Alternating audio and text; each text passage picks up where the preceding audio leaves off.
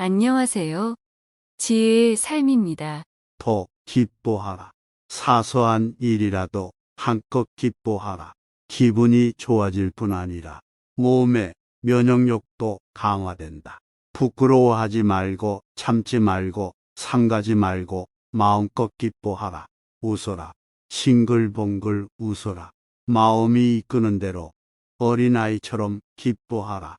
기뻐하면 온갖 잡념을 잊을 수 있다. 타인에 대한 혐오와 증오도 옅어진다.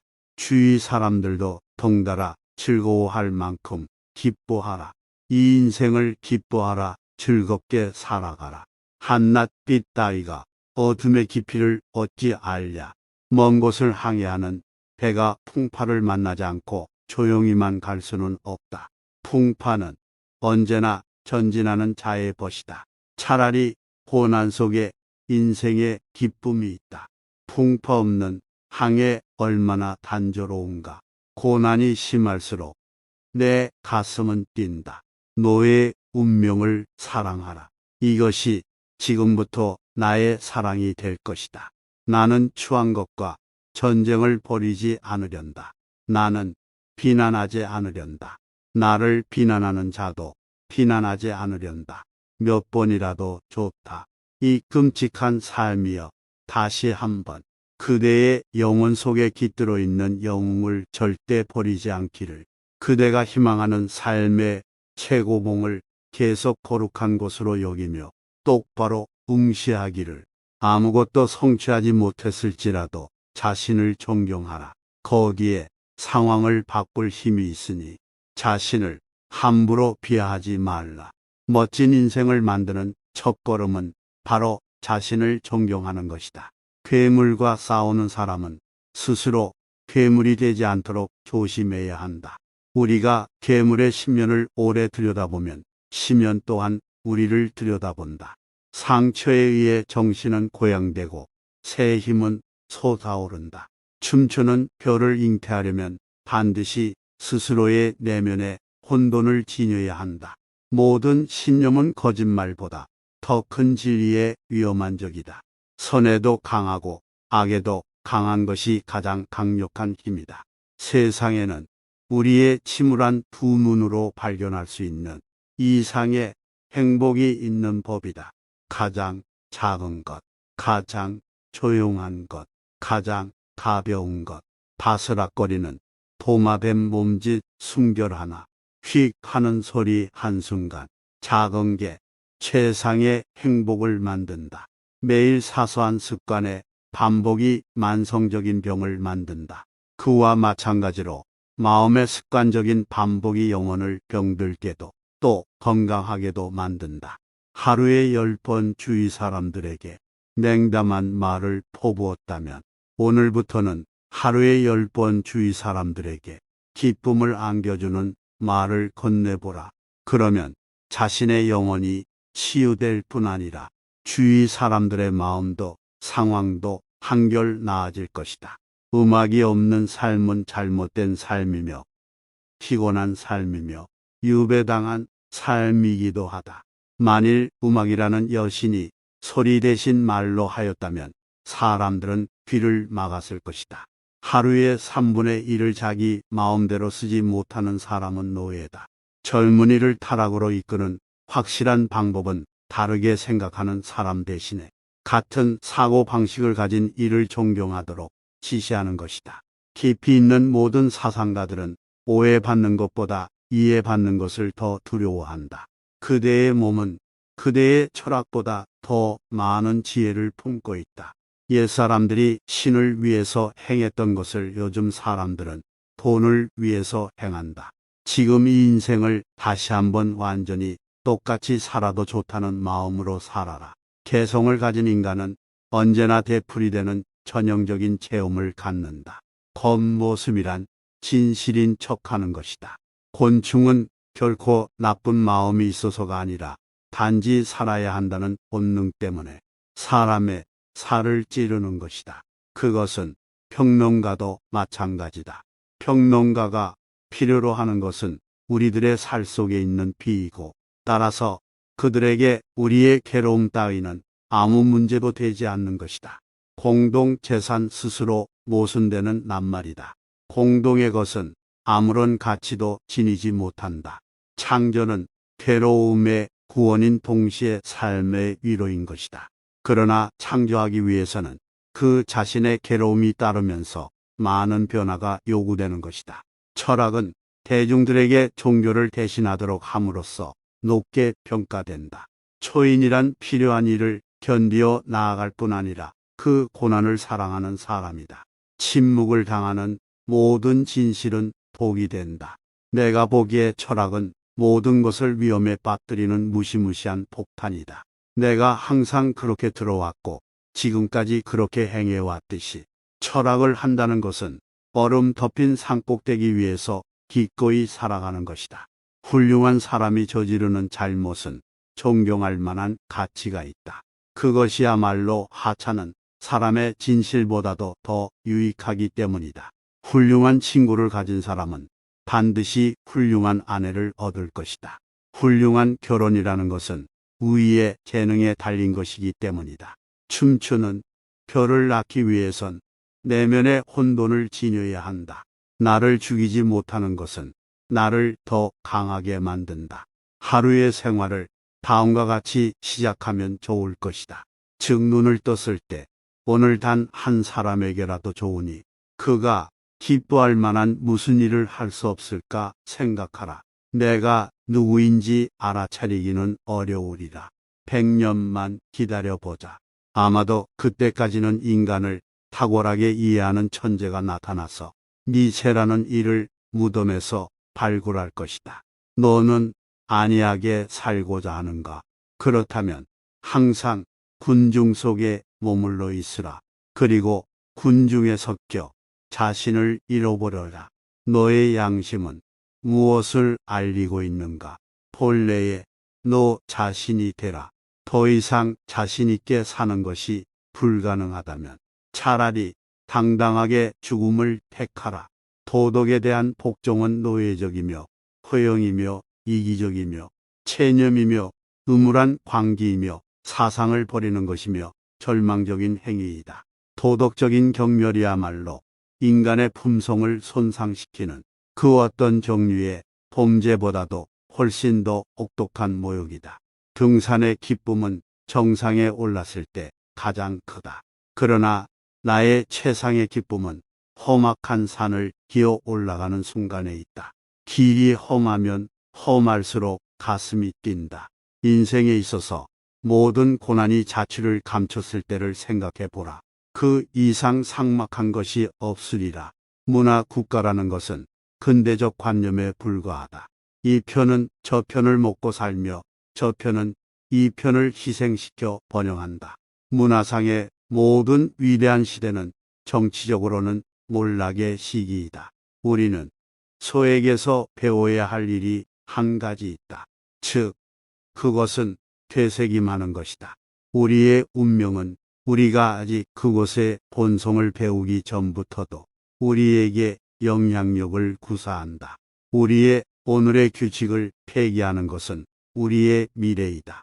위대한 것은 방향을 결정하는 것이다. 위대한 인간이란 역경을 극복할 줄 아는 동시에 그 역경을 사랑할 줄 아는 사람이다. 위대함은 과연 어디서 오는가? 어떤 사람이 위대한가? 사람들이 어째서 그를 위대하다고 하는가?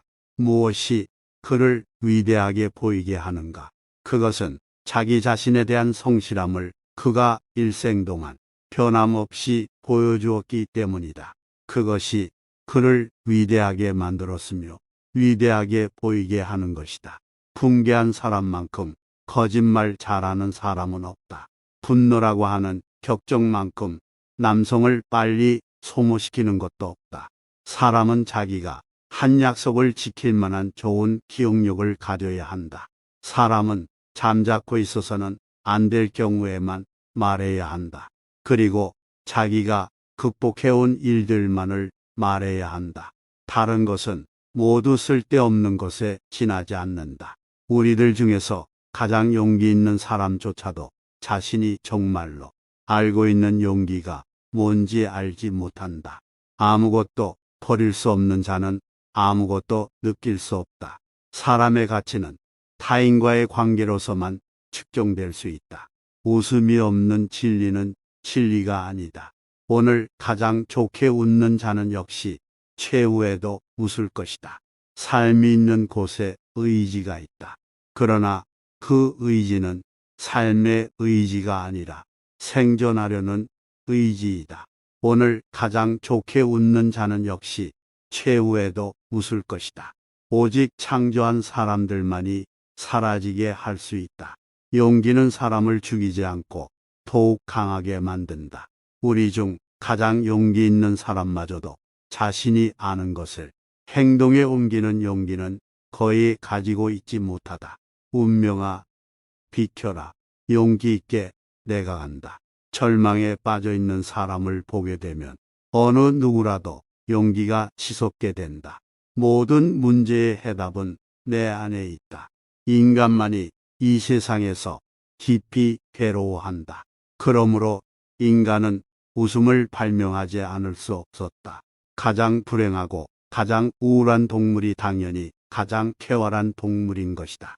인간은 똑바로 판자를 만들 수 없을 만큼 옹이가 많은 나무로 만들어졌다. 인간은 수목과도 같다. 나무는 높게 밝은 곳으로 올라가면 올라갈수록 그 뿌리는 점점 강하게 땅속 아래로 어두운 쪽으로 나쁜 쪽으로 향한다. 자유란 자기 책임에 대한 의지를 갖는 것이다. 재능이 한 가지 많은 것이 재능이 한 가지 적은 것보다 오히려 더 위험하다. 진실을 사랑하게 되면 천국에서는 물론이고 이 땅에서도 보답을 받게 된다. 이 세상에서 가장 손상받기 쉬운 반면 정복되기 어려운 것은 인간의 호영심이다. 인간의 호영심은 손상받았을 때 오히려 힘이 커져서 어이없을 정도로 크게 부푸는 것이다. 남성과 여성이 정치 권력을 함께 담당했던 적은 한 번도 없었다. 따라서 여자는 남자와 동등한 권리를 갖지 못하며 여자가 남자보다 열등하다는 것은 당연하다고 주저없이 주장할 수 있게 된다. 결론적으로 남자가 여성에 의해 지배된다는 것은 불가능한 일이다. 남자는 여자란 땅덩어리, 꼭꼭 감추어 두어야 할 재산, 즉 예속당하도록 운명 지어진 존재일 뿐 아니라 예속을 통해서 완성되는 존재라는 것을 알아야 한다. 남자의 문제인 동시에 여자의 문제인 근본적인 문제를 잘 못 이해하고 남자와 여자를 구별해주는 본질적인 대립성과 팽팽한 긴장의 필연성을 부인하면서 평등한 권리와 동등한 교육 그리고 평등한 특권 및 의무를 꿈꾸는 행위, 이런 행위야말로 여자의 지적인 단순함을 보여주는 전형적인 증거이다. 물론 여자는 남자의 친구가 될 수 있다. 그러나 친구 관계를 튼튼하게 지켜가기 위해서는 약간의 생리적 반감이 이를 돕지 않으면 안 된다. 여성은 남성보다 아이들을 더 많이 이해하지만 남성은 여성보다도 더 어린아이 같다. 여자가 벌집의 말벌처럼 거의 어디에서나 냉정함을 유지할 수 있다는 것이 바로 여자가 교활하다는 증거이다. 여자는 깊이 있는 척하는 껍데기이다. 여자는 사랑 때문에 자기를 사랑하는 남자가 그렇다고 여기는 대로 되어간다. 여자의 처음이자 마지막 사명은 자식을 세상에 낳는 것이다. 여자는 앙심을 품고 있지 않는다. 이런 속성은 타인의 불행에 동정심을 보이는 것과 마찬가지로 여자의 나약함에서 오는 것이다. 여자들이 남자와 동등한 권리를 쟁취하기 위해 투쟁할 때 그것도 질병의 징후이다. 그것을 모르는 의사는 아무도 없다. 오히려 진정 여자다운 여자는 손과 발을 동원하며 그런 온갖 권리들을 거부한다.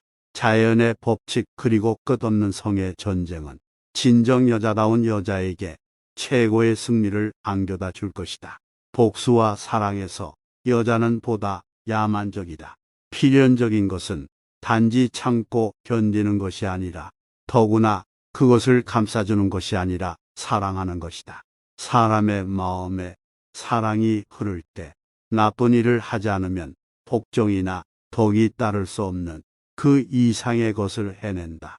사랑에는 항상 약간의 광기가 섞여 있다. 그러나 또한 그 속에서도 항상 약간의 제정신도 있는 것이다.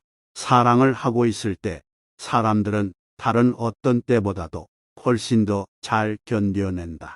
즉, 사랑이라는 이름으로 모든 것을 감수하는 것이다. 사랑이 두려운 것은 사랑이 깨지는 것보다도 사랑이 변하는 것이다. 매형 관계는 결혼 제도 때문에 타락된 개념이 되고 말았다. 연애에서 맺어지는 소위 연애 결혼은 오류를 그 아버지로 하고 욕망을 그 어머니로 한다.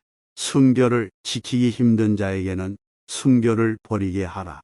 억지로 순결을 지키게 함으로써 그 순결이 지옥의 길을 향하게 하고 영혼의 진흙과 음욕의 길로 변하고 마는 것보다는 오히려 그 편이 낫다. 만일 성욕이라는 것이 이토록 맹목적이고 조심성이 없고 경솔하여 사려가 없는 성질을 갖지 않았더라면 인류는 사멸하고 말았을 것이다. 원래 성욕의 만족은 전혀 종족의 번식과는 결부되어 있지 않다. 성교시의 번식의 의도가 수반된다는 것은 터무니없는 말이고 극히 드문 일이다. 사람은 쾌락이라 하면 정욕을 생각한다. 감각이라 하면서 육감성을 생각한다. 육체라고 하면서 아랫배를 생각한다. 그래서 이 세 가지 좋은 것 때문에 명예를 빼앗기고 만다. 우리의 육체에서 가장 천한 부분은 성기이다. 또한 인간이 스스로를 신이라 생각하는데 가장 장애가 되는 것도 바로 이 성기이다. 육체적 욕망은 사랑보다 더 빨리 커지는 것이다. 근시에 남녀가 사랑을 하는 것이다. 사랑하는 남녀를 치료하기 위해서는 약간 도수 높은 안경을 주면 낫는 경우가 있다. 여러 가지의 탄식. 어떤 남편들은 자기의 아내가 유혹당한 것을 한탄하는 반면에 대다수 남편들은 아무도 자기의 아내를 유혹하려고 하지 않는 것을 한탄하는 것이다. 결혼, 그것은 하나를 만들려고 하는 두 사람의 의자다. 단지 그 하나를 이루려는 것은 두 개 이상의 것이다. 이왕 같은 의지를 의지하는 자로서 서로의 공경을 같이 치러주는 것을 나는 결혼이라 부른다. 결혼 생활은 길고 긴 대화 같은 것이다. 결혼 생활에서는 다른 모든 것은 변화에 가지만 함께 있는 시간의 대부분은 대화에 속하는 것이다. 결혼하기 전 당신 자신에게 다음과 같은 질문을 해보라. 나는 이 여자와 늙어서도 여전히 대화를 잘 나눌 수 있을까? 감사합니다.